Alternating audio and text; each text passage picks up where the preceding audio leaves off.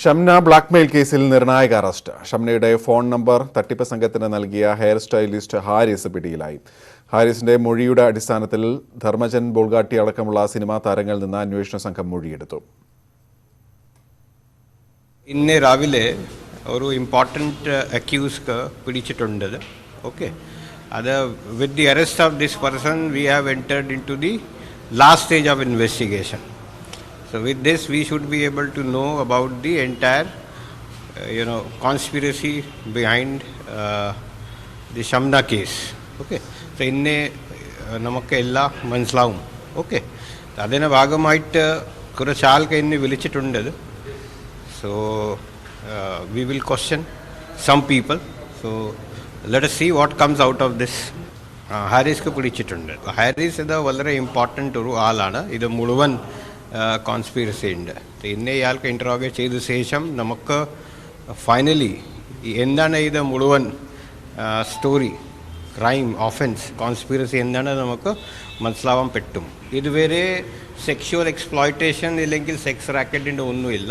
ഒരു കുട്ടീൻ്റെ കംപ്ലയിൻ്റാണ്, മോളസ്റ്റേഷനിൻ്റെ മാത്രം. അതിൻ്റെ FIR രജിസ്റ്റർ ആയിട്ടുണ്ട്. ടോട്ടൽ ഞങ്ങൾ രജിസ്റ്റർ ചെയ്തതാണ് 7 കേസസ്. ഓക്കെ, പിന്നെ ഷംന കാസിമിൻ്റെ കേസ്.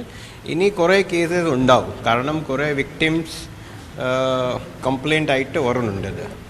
8 പേര് ഇതുവരെ അറസ്റ്റ് ആയിട്ടുണ്ട്. ഇതിന് കൂടെ 3 പ്രതി ഇനി ഉണ്ട്. റിലേറ്റീവ്സ് ആണ്. ഇത് മുഴുവൻ ഗ്യാങ് റിലേറ്റീവ്സ്, കുറച്ച് ഫ്രണ്ട്സ് ഒരുമിച്ച് ചെയ്തതാണ്. കുറേ പ്രാവശ്യം ചെയ്തതാണ്. ഈ ഷംനയുടെ കേസ് ഫസ്റ്റ് കേസ് അല്ല.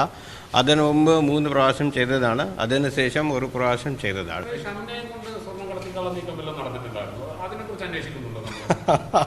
അങ്ങനെ ഒന്നും. മലപ്പുറത്ത് നിന്ന് ഒരാൾ വിളിച്ച സ്വർണ്ണക്കടത്തിന് പണം വാഗ്ദാനം ചെയ്തെന്ന് ധർമ്മജൻ പറഞ്ഞു. പോലീസ് വിളിച്ചപ്പോൾ ഇക്കാര്യങ്ങൾ വിശദീകരിച്ചതായും ധർമ്മജൻ ന്യൂസ് 18 പറഞ്ഞു. പലരും വിളിച്ചിട്ടുണ്ടെന്നോ, ഞാൻ ഈ ഷംന കാസിമായിട്ട് ലാസ്റ്റ് പടത്തിലൊക്കെ വരയിട്ടല്ലേ.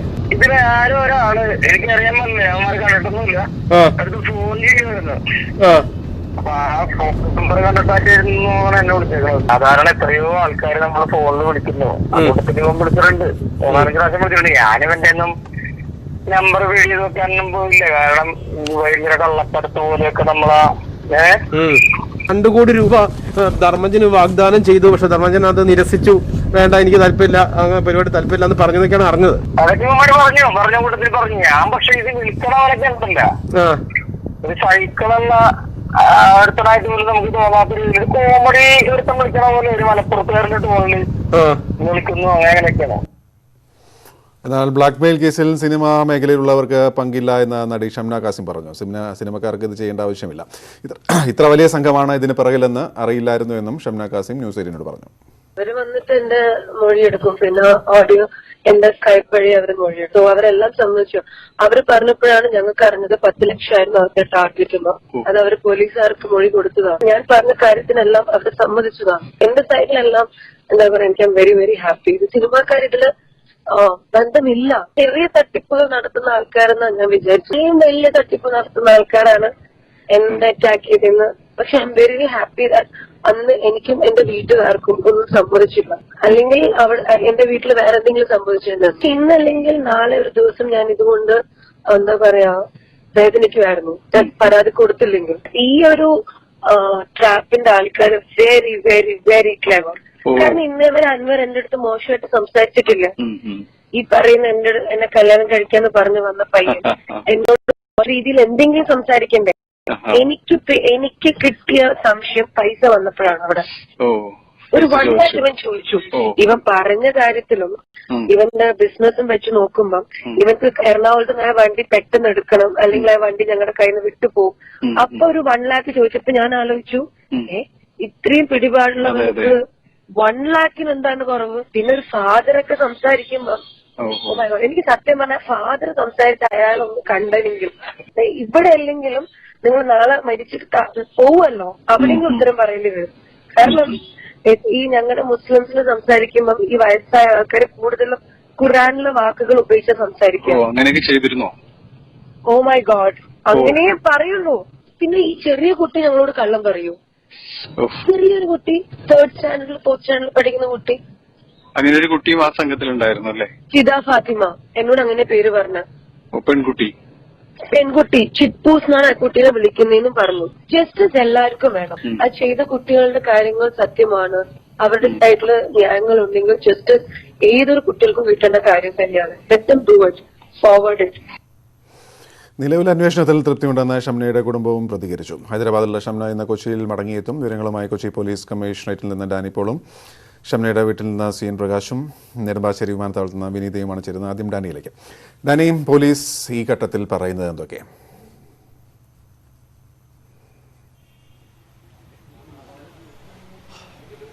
ഗോപി, ഇതിൽ ഏറ്റവും സൂത്രധാരൻ എന്ന് പറയാവുന്ന ഹാരിസ് ഇന്ന് അറസ്റ്റിലായിട്ടുണ്ട്. ഇന്ന് കമ്മീഷണർ വിജയ് സാക്കറെ പറഞ്ഞത് അതാണ്. കാരണം ഇതിൽ ഈ മുഖ്യ സൂത്രധാരൻ എന്ന് പറയാവുന്ന, അതോടൊപ്പം തന്നെയും ഈ ഷംനയുടെ നമ്പർ ഈ തട്ടിപ്പ് സംഘത്തിന് കൈമാറിയത് അടക്കമുള്ള കാര്യങ്ങൾ ഏകോപനം നടത്തിയത് ഹാരിസാണ്.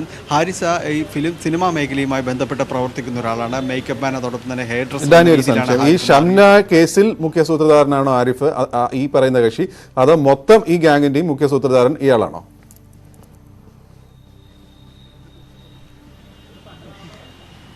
ഗോപി, അതിൽ ഷംന കാസിമിൻ്റെ വിവാഹാലോചന ആ ഒരു പ്ലോട്ട് ആസൂത്രണം ചെയ്തതിലെ മുഖ്യ സൂത്രധാരൻ ഹാരിസ് ആണെന്നാണ് പറയുന്നത്. അതോടൊപ്പം തന്നെ ഇവരെല്ലാവരും തന്നെ ബന്ധുക്കളും മാത്രമല്ല അടുത്ത സുഹൃത്തുക്കളും എല്ലാം തന്നെയാണ് ഈ പിടിയിൽ. ഇതുവരെ പിടിയിലായ 8 പേരും ഇനി അവശേഷിക്കുന്ന 2 പേരെ കൂടിയുണ്ടെന്ന് പറയുന്നു. ഇവരെല്ലാവരും തന്നെ ഏറ്റവും പെരുമാറുന്ന അടുത്ത ബന്ധുക്കളും സുഹൃത്തുക്കളും ഒക്കെ തന്നെയാണ്. അതുകൊണ്ട് ഈ ഹാരിസിനെ ഇതിൽ മാത്രമാണോ അതോ ഇവരുടെ ഇതിനു മുൻപും സമാനമായ രീതിയിൽ തട്ടിപ്പുകൾ നടന്നിട്ടുണ്ടെന്നാണ് വിജയ് സാക്കറെ പറയുന്നത്. അതായത് ഷംന കാസിമിനെ വിവാഹാലോചന ആ രീതിയിൽ ബന്ധപ്പെട്ടുകൊണ്ട് നടത്തിയ തട്ടിപ്പ് പോലെ തന്നെ ഏതാണ്ട് 4ഓളം കേസുകൾ, 4ഓളം തട്ടിപ്പുകൾ ഇവർ തന്നെ നടത്തിയിട്ടുള്ളതായിട്ട് ഇവരെ വെളിപ്പെടുത്തിയിട്ടുണ്ട്.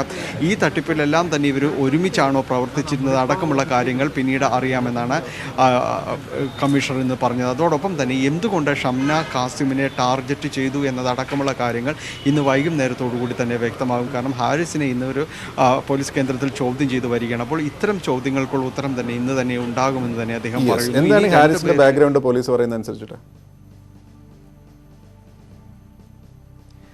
പോലീസ് പറയുന്നതനുസരിച്ച് ഹാരിസ് സിനിമാ മേഖലയുമായി ബന്ധപ്പെട്ട് പ്രവർത്തിക്കുന്ന ഒരാൾ തന്നെയാണ്. എന്ന് വെച്ചാൽ അത്ര കണ്ട് സിനിമാ മേഖലയിൽ അദ്ദേഹം സജീവമല്ല താനും. ഇയാൾക്ക് കുറച്ച് പേരെങ്കിലുമൊക്കെ അറിയാം. ഇയാൾ ഹെയർ ഡ്രസ്സർ എന്ന രീതിയിലാണ് അറിയപ്പെടുന്നത്, പൊതുവെയും അറിയപ്പെടുന്നത്. ഇയാൾ നിരവധി തവണ ഗൾഫ് സന്ദർശിച്ചിട്ടുണ്ട്. ഗൾഫിലെ ഇയാൾക്ക് ചില ക്ലയൻറ്റുകളുണ്ട്. അങ്ങനെ പല രീതിയിലും ഇയാൾ പോയി വരുന്നുണ്ട്. അതിൽ പോലീസ് കൂട്ടിച്ചേർക്കുന്നതും സംശയിക്കുന്നതുമായ ഒരിടം പ്രതികൾ പലതവണ പലരെയും സമീപിച്ച സ്വർണ്ണക്കടത്ത് എന്ന ഒരു ആംഗിളിലാണ്. കാരണം അതിൻ്റെ ഒരു കണ്ണി, അതിൽ ഏതെങ്കിലും രീതിയിലൊരു സാധുതകൾ അന്വേഷിക്കുന്നുണ്ടെങ്കിൽ അത് ചെന്ന് എത്തി നിൽക്കുന്നത് ഈ ഹാരിസിൽ തന്നെയാണ്. അതുകൊണ്ട് ഹാരിസുമായുള്ളൊരു ലിങ്ക് വളരെ സുപ്രധാനമായിട്ടാണ് കാണുന്നത്. അതുകൊണ്ട് ഈ ഹാരിസിനെ പ്രകാശിലേക്ക് വരുന്നു. പ്രകാശ്, ഡാനി പറഞ്ഞ പോലെ സ്വർണ്ണക്കടത്ത് എന്ന പോയിന്റ്, അപ്പോൾ ധർമ്മജൻ അത്തരം ഒരു കോള് വന്നു എന്ന് പറയുകയും ഇപ്പോൾ പോലീസിനോട് അത് പറയുകയും ചെയ്തു എന്ന് പറഞ്ഞു. എന്താണ് പ്രകാശ് വിശദാംശങ്ങൾ?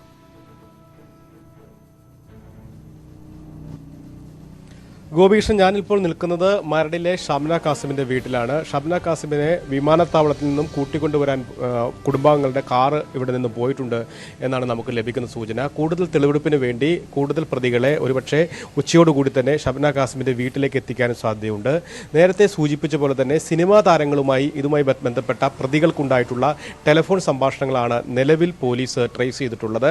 അതിൻ്റെ ഭാഗമായിട്ടാണ് ഇന്നലെ തന്നെ ഏതാണ്ട് 7ഓളം സിനിമാ നടന്മാരെ പോലീസ് ഫോണിൽ ബന്ധപ്പെടുകയും എന്താണ് ഈ പ്രതികളുമായിട്ടുള്ള ബന്ധം, ഒപ്പം തന്നെ ഷംന കാസിമിൻ്റെ വിദേശ പര്യടന സമയത്ത് വിദേശ പ്രോഗ്രാം സംഘത്തിലുണ്ടായിരുന്ന നടന്മാരെയും ഒപ്പം തന്നെ ഷംനയുടെ അവിടുത്തെ പെരുമാറ്റത്തെ സംബന്ധിച്ചും അവിടുത്തെ ബന്ധങ്ങളെ സംബന്ധിച്ചും അടക്കം ചോദിച്ചറിഞ്ഞിട്ടുണ്ട്. ഏതായാലും ഇന്നലെ പോലീസ് CI അനന്തലാൽ ഫോണിൽ ബന്ധപ്പെട്ട കാര്യം അല്പം മുമ്പ് ധർമ്മജൻ തന്നെ ന്യൂസ് 8നോട് സ്ഥിരീകരിക്കുകയും ഒപ്പം തന്നെ ഏതാണ്ട് 2 കോടി രൂപ വാഗ്ദാനം ചെയ്തു ഒരു മലപ്പുറം ഭാഷാ ശൈലിയിൽ സംസാരിക്കുന്ന ഒരു യുവാവ്. ഇത്തരം യുവാക്കൾ നിരന്തരമായി പലരും വിളിക്കാറുണ്ട്. അതിൻ്റെ കൂട്ടത്തിൽ മലപ്പുറം ഭാഷാ ശൈലി ഉള്ളത് മാത്രം അതൊരു തമാശയായി മാത്രമാണ് ഞാൻ കണ്ടത്. അതിന് നിരസിക്കുകയും ചെയ്തിരുന്നു. എന്നാൽ ആരാണ് വിളിച്ചത് എന്നത് സംബന്ധിച്ച് തനിക്ക് വ്യക്തമായ അറിവില്ല. നിരവധിയായ കോളുകൾ വരാറുണ്ട്. ഇക്കാര്യം താൻ പോലീസിനോട് പറഞ്ഞിട്ടുണ്ട്. അതിൻ്റെ അടിസ്ഥാനത്തിൽ പോലീസ് ഇന്ന് തന്നെ ഉച്ചയോടുകൂടി തന്നെ കമ്മീഷണറുടെ അടുത്ത് നേരിട്ടെത്താൻ ധർമ്മജനോട് ആവശ്യപ്പെടുകയും ചെയ്തു. മറ്റ് 1-2 സിനിമാ നടന്മാരുമായും ഇത്തരത്തിൽ ടെലിഫോൺ സംഭാഷണങ്ങൾ പോലീസ് നടത്തിയിട്ടുണ്ട്. അവരിൽ നിന്നും വിവരങ്ങൾ ശേഖരിച്ചിട്ടുണ്ട്. ഏതായാലും സിനിമാ മേഖലയിലെ നടന്മാർക്ക് 2 രീതിയിലാണ്. ഒന്ന്, ഈ പ്രതികളുമായിട്ടുള്ള ബന്ധം ഒന്ന്. രണ്ടാമത്തെ കാര്യം ഷംന കാസിം വിദേശ പര്യടന വേളയിൽ ഷംന കാസിമിൻ്റെ പെരുമാറ്റം, അവരുടെ ബന്ധങ്ങൾ എന്നീ കാര്യങ്ങളാണ് പൊതുവായും പോലീസ് സിനിമാ താരങ്ങളുമായി ബന്ധപ്പെട്ട കാര്യങ്ങളിൽ അന്വേഷിച്ചറിയുന്നത്. ഒപ്പം തന്നെ ഈ അന്വേഷണവുമായി ബന്ധപ്പെട്ട് പൂർണ്ണമായിട്ടുള്ള തൃപ്തിയാണ് കുടുംബാംഗങ്ങൾ പങ്കുവയ്ക്കുന്നത്. രാവിലെ തന്നെ ഷംനയുടെ മാതാവ് റൗല ബി ഇതുമായി ബന്ധപ്പെട്ട് മാധ്യമങ്ങളോട് സംസാരിക്കുകയും പൂർണ്ണമായും തൃപ്തിയുണ്ട് പോലീസ് അന്വേഷണത്തിൽ എന്ന് വ്യക്തമാക്കുകയും ചില ഇരകൾ പിന്മാറുന്നതായിട്ടുള്ള വാർത്തകൾ പുറത്തു വരുന്നുണ്ട്, എന്നാൽ അതിൽ ആശങ്കയില്ല എന്നും പരാതിയിൽ ഉറച്ചു നിൽക്കുക എന്നും വ്യക്തമാക്കിയിട്ടുണ്ട്. ഏതാണ്ട് ഉച്ചയോടുകൂടി തന്നെ ഷംന കാസിം കൊച്ചിയിൽ എത്തിച്ചേരും എന്നാണ് അറിയാൻ കഴിയുന്നത്. നെടുമ്പാശ്ശേരിയിൽ നിന്നും വിനീതയും ചേരുന്നു. വിനീത, അവിടെ നൽകാവുന്ന വിവരങ്ങൾ എന്തൊക്കെയാണ്?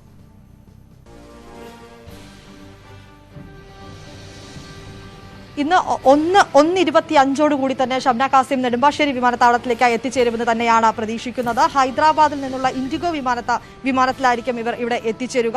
വിമാനത്താവളത്തിലേക്ക് എത്തിക്കഴിഞ്ഞാൽ ഇവിടെയുള്ള പരിശോധനകൾക്ക് കൂടി വിധേയമാകേണ്ടതായിട്ടുണ്ട്. കോവിഡ് പരിശോധനകൾക്കുൾപ്പെടെ വിധേയമാകേണ്ടതുണ്ട്. അതിനുശേഷം വീട്ടിൽ നിന്ന് ഷംനയ്ക്ക് കാർ അയച്ചിട്ടുണ്ട്. ആ കാറിൽ നിന്ന് അവർ നേരെ വീട്ടിലേക്ക് മടങ്ങുമെന്നാണ് നമുക്കിപ്പോൾ അറിയാൻ കഴിഞ്ഞിട്ടുള്ളത്. ഈ ഒരു സാഹചര്യത്തിൽ കോവിഡ് പരിശോധന അടക്കം നടത്തേണ്ടതായിട്ടുണ്ട്. ഒപ്പം തന്നെ ഇവർ ഹൈദരാബാദിൽ നിന്നാണ് വരുന്നത്. അതുകൊണ്ട് തന്നെ ഷംനയുടെ മൊഴിയെടുക്കേണ്ടതടക്കം ഓൺലൈനിലൂടെ ആയിരിക്കുമെന്നാണ് നമുക്ക് അറിയാൻ കഴിയുന്നത്. അത്തരത്തിലേക്ക് തന്നെയാണ് കാര്യങ്ങൾ ഇപ്പോൾ നീങ്ങുന്നത്. ഏതാണ്ട് 1:25 തന്നെ ഷംന കാസിം ഇന്ന് ഇവിടെ എത്തിച്ചേരുമെന്ന് തന്നെയാണ് പ്രതീക്ഷിക്കുന്നത്. എത്തിക്കഴിഞ്ഞാൽ ഇത്തരത്തിൽ എയർപോർട്ടിനുള്ളിൽ തന്നെ പരിശോധനകൾക്കും മറ്റും വിധേയമാകേണ്ടി വരും. അതിനുശേഷമായിരിക്കും വീട്ടിലേക്ക് മടങ്ങുക. ഡാനിയും പ്രകാശും വിനീതയുമാണ് വിവരങ്ങൾ നൽകിയത്. കേരള കോൺഗ്രസിലെ തർക്കങ്ങളിൽ UDF ഇന്ന് അന്തിമ തീരുമാനം പ്രഖ്യാപിക്കാനിരിക്കെ നിലപാട് കടുപ്പിച്ച് ജോസ് കെ മാണി. ജില്ലാ പഞ്ചായത്ത് സ്ഥാനം രാജിവെക്കാൻ ആവശ്യപ്പെട്ടാൽ മുന്നണി വിട്ട് സ്വതന്ത്രമായി തുടരാൻ തീരുമാനം. ജോസ് കെ മാണി വിഭാഗം ഉന്നതാധികാര സമിതി യോഗം ഇന്ന് ചേരും. പാർട്ടിയിൽ വിരുദ്ധാഭിപ്രായമില്ല എന്ന് തോമസ് ചാഴിക്കാടൻ പ്രതികരിച്ചു. ഞങ്ങളുടെ നിലപാട് വളരെ വ്യക്തമായിട്ട് ഇന്നലെ ഞങ്ങൾ സൂചിപ്പിച്ചു. ആ നിലപാടിൽ നിന്ന് യാതൊരു വ്യത്യാസവും ഇപ്പോഴില്ല. ഒന്നുമില്ല, ഒരു വിരുദ്ധ സ്വരവും ഇല്ല. പാർട്ടി ഒറ്റക്കെട്ടായിട്ടാണ് തീരുമാനമെടുത്തിരിക്കുന്നത്. ആ തീരുമാനം ഞങ്ങൾ ഉറച്ചു നിൽക്കുന്നു. ശ്രീത്താണ് ചേരുന്നത്. ശ്രീത്ത്, UDF ഇന്ന് തീരുമാനം അറിയിക്കുമെന്നാണ് പറഞ്ഞു കേൾക്കുന്നത്. എന്തൊക്കെയാണ് ജോസ് കെ മാണിക്ക് മുന്നിലുള്ള ഓപ്ഷൻസ്? നിലവിൽ ഏതിലാണ് എത്തി നിൽക്കുന്നത്? ഗോപി, UDFന്റെ തീരുമാനം വന്നു കഴിഞ്ഞാൽ ഉടൻ തന്നെ ജോസ് വിഭാഗത്തിന്റെ ഉന്നതാധികാര സമിതി യോഗം കോട്ടയത്ത് പാർട്ടി ഓഫീസിൽ ചേരുന്നുണ്ട്. പ്രധാനമായും UDF തീരുമാനം എതിരാണെന്നുണ്ടെങ്കിൽ ഏതാണ്ട് എതിരാണ് എന്ന് തന്നെയാണ് അവർക്ക് ലഭ്യമാകുന്ന വിവരം. അതായത് രാജിവെക്കണമെന്ന ആവശ്യം തന്നെയാണ്. അല്പസമയം ചാഴിക്കാടനും അത് തള്ളിയിരുന്നു. അതായത് രാജിവെക്കില്ല എന്ന നിലപാട് ആവർത്തിക്കുന്നു. ഇനി യോഗം ചേർന്നാലും അത്തരത്തിലൊരു നിലപാടെടുക്കുകയും സ്വതന്ത്രമായി, അതായത് നേരത്തെ നിന്നതുപോലെ കെ എം മാണി ഉള്ള സമയത്ത് നിന്നതുപോലെ മുന്നണി വിട്ട് സ്വതന്ത്രമായി തൽക്കാലത്തേക്ക് നിൽക്കുക.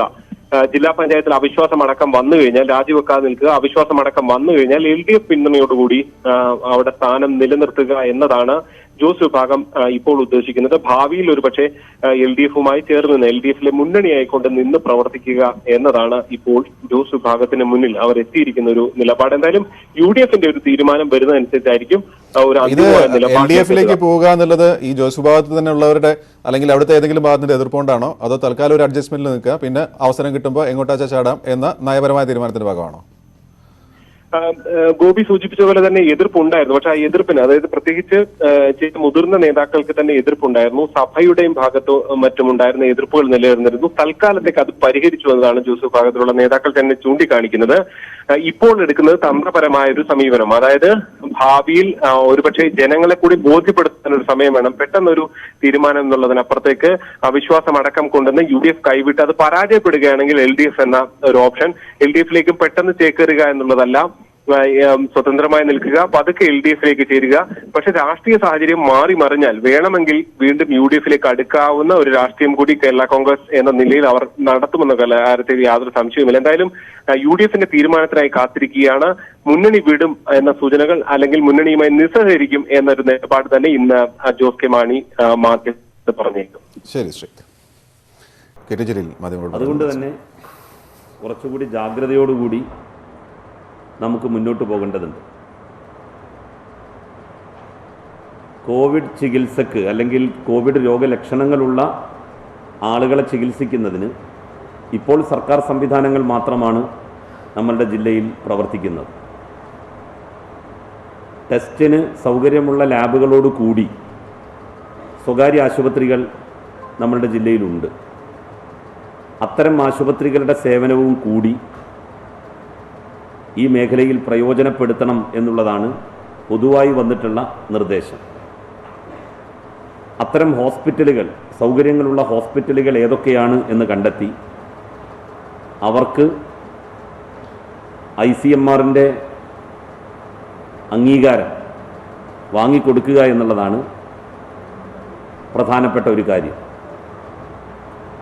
അതിന് ജില്ലാ കളക്ടറുടെ നേതൃത്വത്തിൽ 2-3 ദിവസത്തിനുള്ളിൽ തന്നെ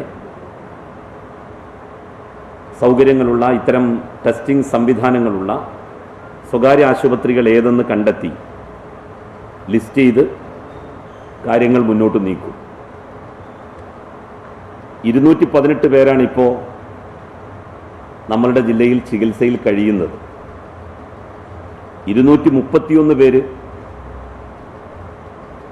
കോവിഡ് ബാധിതർ, കോവിഡ് രോഗമുക്തരായി നമ്മുടെ ആശുപത്രികളിൽ നിന്ന് പോയിട്ടുമുണ്ട്.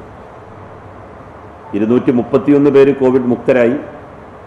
നിലവിലിപ്പോൾ 218 പേരാണ് കോവിഡ് പോസിറ്റീവായി ചികിത്സയിൽ കഴിയുന്നവർ. മികച്ച നിലയിൽ തന്നെയാണ് നമ്മളുടെ ജില്ലയിൽ ആരോഗ്യ മേഖലയിലെ പ്രവർത്തനം മുന്നോട്ട് പോകുന്നത്. നിങ്ങളോടുള്ള ഒരു അഭ്യർത്ഥന, കാര്യങ്ങൾ ജനങ്ങളെ അറിയിക്കുന്നതോടൊപ്പം തന്നെ അവർക്കൊരു കോൺഫിഡൻസ് നൽകുന്നതിനും നമ്മളുടെ ആരോഗ്യ പ്രവർത്തകരുടെ മനോവീര്യം തകരാതെ നോക്കുന്നതിനും പ്രത്യേകം ശ്രദ്ധിക്കണം. ആരോഗ്യ പ്രവർത്തകർ മാസങ്ങളായി ഈ രംഗത്ത് നിലയുറപ്പിച്ചിട്ടുള്ളവരാണ്. അവരുടെ സേവനം വിലമതിക്കാൻ കഴിയാത്തതാണ്. മനുഷ്യസഹജമായിട്ടുള്ള ചില പ്രശ്നങ്ങൾ എവിടെയെങ്കിലും കണ്ടേക്കാം. അത് ആ നിലക്ക് തന്നെ നമ്മൾ കാണണം എന്നാണ് അഭ്യർത്ഥിക്കാനുള്ളത്. നമ്മളുടെ ജില്ലയുടെ മറ്റു ഭാഗങ്ങളിലും ഡോക്ടർമാർ, നഴ്സുമാർ, അവരിൽ നിന്നൊരു റാൻഡം ചെക്കിംഗ് നടത്തണമെന്ന് തീരുമാനിച്ചിട്ടുണ്ട്. അതുപോലെ തന്നെ ക്വാറന്റൈനിൽ കഴിയുന്ന ആളുകളുടെ വീടുകളിൽ നിന്ന് അവരുമായി ഏറ്റവും കോണ്ടാക്റ്റ് വരാൻ സാധ്യതയുള്ളവരിൽ നിന്നും സാമ്പിൾ എടുത്ത് അതും പരിശോധനയ്ക്ക് വിധേയമാക്കണം. റാൻഡം ചെക്കിംഗ് എന്നുള്ള നിലയിൽ എല്ലാവരെയും നമുക്കതിന് വിധേയമാക്കാൻ കഴിയില്ല. അപ്പോൾ ഓരോ സ്ഥലത്തും സ്പോട്ടുകൾ കണ്ടെത്തി അവിടെ നിന്ന് 1-2 എടുത്ത് അതിൻ്റെ ഒരു റാൻഡം ചെക്കിംഗ് നടത്തണമെന്നാണ് തീരുമാനിച്ചിട്ടുള്ളത്.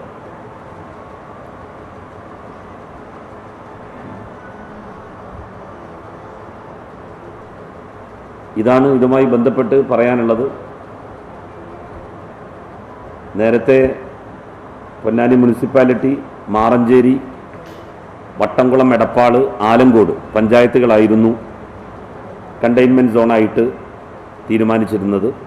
അതിൻ്റെ കൂടെ തവനൂര്, കാലടി, നന്നമ്മുക്ക്, പെരുമ്പടപ്പ്, വെളിയങ്കോട് അതുകൂടി പൊന്നാനി താലൂക്ക് മുഴുവൻ കണ്ടെയ്ൻമെൻറ്റ് സോണിൻ്റെ പരിധിയിൽ കൊണ്ടുവരണമെന്നുള്ള നിർദ്ദേശമാണ് പൊതുവായിട്ട് ജനപ്രതിനിധികളുടെ ഭാഗത്തു നിന്നും ആരോഗ്യ ഡിപ്പാർട്ട്മെൻറ്റിൻ്റെ ഭാഗത്തു നിന്നുമൊക്കെ ഉയർന്നു വന്നിട്ടുള്ളത്.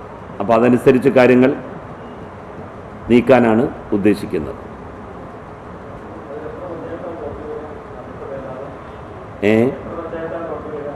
അപ്പോൾ വെളിയങ്കോട്, പെരുമ്പടപ്പ്, മാറഞ്ചേരി, നന്നമ്മുക്ക്, ആലങ്കോട്, വട്ടംകുളം, എടപ്പാള്, കാലടി, തവനൂർ 9 പഞ്ചായത്തുകളും ഒരു മുനിസിപ്പാലിറ്റി.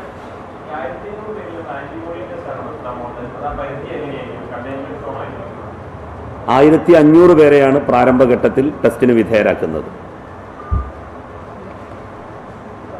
ഏത് ടെസ്റ്റാണ് നടത്താൻ വേണ്ടി പോകുന്നത്? നമ്മൾ 1500 പേര് ഹെമി ലൂമിനിസൻ ഇമ്മ്യൂണാസെ ടെസ്റ്റ്. അത് ആൻറ്റിബോഡി നോക്കുന്ന ടെസ്റ്റാണ്.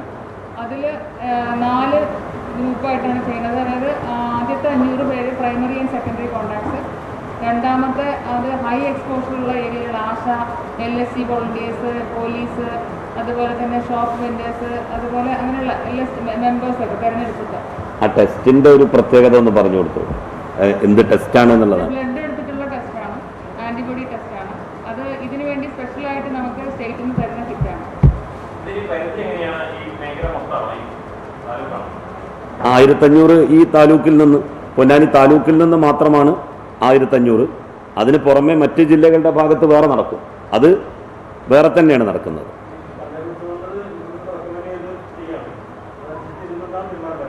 എങ്ങനെ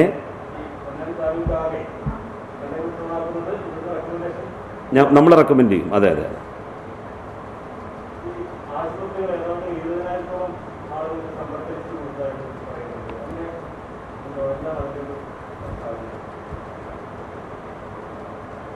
നമ്മൾ ആ ഹോസ്പിറ്റലുകളിൽ കഴിഞ്ഞ 14 ദിവസത്തിനുള്ളിൽ വന്നിട്ടുള്ള ആളുകൾക്ക്, അതുപോലെ തന്നെ ഫീൽഡിലുള്ള ആളുകൾ, അങ്ങനെയുള്ള എല്ലാവർക്കും നമ്മൾ ഡയറക്ഷൻ കൊടുക്കുന്നത് ബഹുമാനപ്പെട്ട ജില്ലാ കളക്ടറുടെ നേതൃത്വത്തിൽ സിംറ്റംസ് ഉള്ള ആൾക്കാരെ റിപ്പോർട്ട് ചെയ്യാൻ നമ്മളെ കണ്ടിന്യൂസ് ആയിട്ട് 24/7 ഹെൽപ്പ് ലൈൻ നമ്പറുണ്ട്. നമ്മുടെ അത് ഇന്നലെ കൊടുത്തിരുന്നു PRDയിൽ. ആ നമ്പറിൽ എപ്പോൾ വേണമെങ്കിലും സിംറ്റംസ് ഉള്ളവർക്ക് പറയാൻ വേണ്ടി രജിസ്റ്റർ വെച്ചിട്ടുണ്ട്. അത് പ്രകാരം അവരുടെ ഡാറ്റ എടുക്കും. പ്ലസ് എല്ലാ ആശുപത്രിയിലെ സ്റ്റാഫിനെയും, ബന്ധപ്പെട്ട ആശുപത്രിയിലെ സ്റ്റാഫിനെ, അവിടുത്തെ പേഷ്യൻസിനെ എടുക്കും. നമ്മുടെ വട്ടക്കുളം ആശുപത്രിയിലെടുക്കും. പിന്നെ ആ ഏരിയയിലുള്ള ഇതിൽ പറഞ്ഞ ഗൈഡ് ലൈൻ വന്നിട്ടുണ്ട് സ്റ്റേറ്റിൽ നിന്ന്, അത് പ്രകാരമുള്ള ആളുകളുടെ സാമ്പിൾ എടുക്കും. അധികമായിട്ട് എടുക്കുന്നത് സിംറ്റംസ് ഉള്ള ആളുകളുടെ ആയിരിക്കും. ആ ഏരിയയിൽ നമ്മൾ ആക്റ്റീവ് ഫേസ് സെർച്ചിങ് ആണ് ചെയ്യുക. അതിന് ഇന്ന ലക്ഷണങ്ങളെന്ന് ഡിഫൈൻ ചെയ്ത് കൊടുത്തിട്ടുണ്ട്. അത് പ്രകാരം അവിടെ റിപ്പോർട്ട് ചെയ്തിട്ട് അവരെ കണ്ടുപിടിക്കും. ഇങ്ങനെയാകുമ്പോൾ എല്ലാവരും പിന്നെ ഫുൾ വീടുകളിലിരിക്കുക എന്നുള്ള മെസ്സേജും, എല്ലാ ഗൈഡ് ലൈൻസ് പാലിക്കുക, മാസ്കും സാനിറ്റൈസറും, പൊതുയിടങ്ങളിൽ പോകാതിരിക്കുക, ഗാദറിങ് ഒഴിവാക്കുക, അങ്ങനെയുള്ള കാര്യങ്ങൾ പറഞ്ഞിട്ടുണ്ട്. പിന്നെ അത് വളരെ ഷോർട്ടായിട്ടുള്ള ടൈമിൽ കിട്ടുന്നതാണ് പറഞ്ഞിരിക്കുന്നത്. ഇന്ന് കിറ്റ് എത്തുമെന്ന് അറിയുന്നു. അതിന് വേണ്ടിയിട്ട് 2 ഓഫീസേഴ്സിനെ ഇങ്ങോട്ട് വിട്ടിട്ടുണ്ട്, ഡോക്ടേഴ്സിനെ സ്റ്റേറ്റിൽ നമ്മളെ സപ്പോർട്ട് ചെയ്യാൻ. ആ ഒരു രീതിയിലാണ് ഇത് പ്ലാൻ ചെയ്തിരിക്കുന്നത്. നമ്മളെ ഈ പ്രക്രിയയിൽ സഹായിക്കാൻ വേണ്ടിയിട്ടാണ് 5 സെന്ററുകൾ നമ്മുടെ ഇന്നലത്തെ ടീം, ഇന്നലത്തെ മറ്റേ കളക്ടർ നമ്മുടെ സാറിൻ്റെ അധ്യക്ഷതയിൽ 5 സെന്ററുകൾ ഐഡൻറ്റിഫൈ ചെയ്തിട്ടുണ്ട് ഇവിടെ സാബ് എടുക്കാൻ വേണ്ടിയിട്ട്. അത് ആ 5 സെന്ററുകളിൽ അവർക്ക് സൗകര്യമുള്ള സ്ഥലങ്ങൾ വേറെ ഉണ്ടെങ്കിൽ അവിടെയും കൂടെ പോയിട്ട് സാബ് എടുത്ത് കളക്ട് ചെയ്യുക, ജനങ്ങളെ വല്ലാതെ ബുദ്ധിമുട്ടിക്കാതെ എടുക്കുക എന്നുള്ളതാണ് അതിൽ. പിന്നെ അവർക്കൊരു റീഅഷുറൻസ് കൊടുക്കുക എന്നുള്ളതാണ് സാർ തീരുമാനം. പൊന്നാനി താലൂക്ക് മുഴുവൻ കണ്ടെയ്ൻമെന്റ് സോണാക്കുന്നു. മലപ്പുറം അതിജാഗ്രതയിലേക്ക് പോകുന്നു. പ്രമുഖ ടെക്സ്റ്റൈൽ ഗ്രൂപ്പായ കല്യാൺ സിൽക്സിന്റെ ആടിമാസ സെയിൽസിന് തുടക്കമായി. കോവിഡിന്റെ പശ്ചാത്തലത്തിൽ കൂടുതൽ പുതുമകളും ഇളവുകളും ആയാണ് ആടിമാസ സെയിൽ ഒരുക്കിയിരിക്കുന്നത്. 10 മുതൽ 50% വരെ വിലക്കിഴിവിലാണ് ഉപഭോക്താക്കൾക്ക് ഉൽപ്പന്നങ്ങൾ നൽകുകയെന്ന് കല്യാൺ സിൽക്സ് ചെയർമാനും മാനേജിംഗ് ഡയറക്ടറുമായ TS പട്ടാഭിരാമൻ അറിയിച്ചു. ഷോപ്പിംഗ് സുരക്ഷിതമാക്കാൻ പ്രത്യേക ക്രമീകരണങ്ങൾ ഒരുക്കിയിട്ടുണ്ടെന്നും അദ്ദേഹം അറിയിച്ചു. കല്യാൺ സിൽക്സ് ഷോപ്പിംഗ് ആപ്പ് എന്ന പ്രത്യേക മൊബൈൽ ആപ്പും സജ്ജീകരിച്ചിട്ടുണ്ട്. ഇനി സ്പെഷ്യൽ കറസ്പോണ്ടന്റ് കാണാം ഇടവേളയ്ക്ക് ശേഷം.